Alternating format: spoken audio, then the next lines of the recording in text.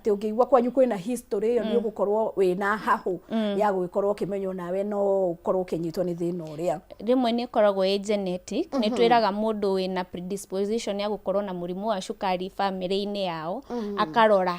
o hindi agathi akarorera ndagitari gwitu ri mami witu baba witu tata witu ni ari murimu wa cukari so no nyende kurora ngimenye kana ndinaguo kana ndire just being aware nigetha waje gucenjia mirire yaku na lifestyle tene tondu ogwo uga ni lifestyle conditions indo ta cukari pressure ciokaga kaingi na uria uraikara muturire waku so no ikorwo genetic kaingi kiro obesity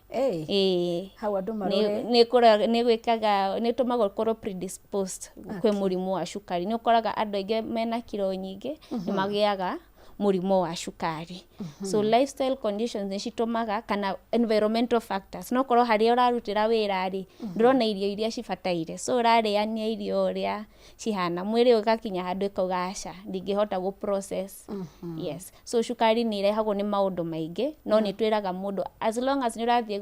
kuona ndagitari medical checkups are very very important yes o hindi o mwaka uria andu mugaga o mwaka thie iko test ciothe rora waigua mwiri waku totally sawa thie reke marore nigetha tumenye tunyite tene no tucenjie na irio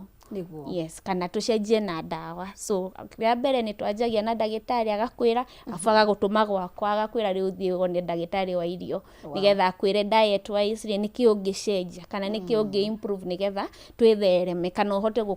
control it's very manageable ti murimu ati ungiikara naguo mwiri utakuhota ku manage ni gwitikira na kuga ni sawa ndina murimu uyu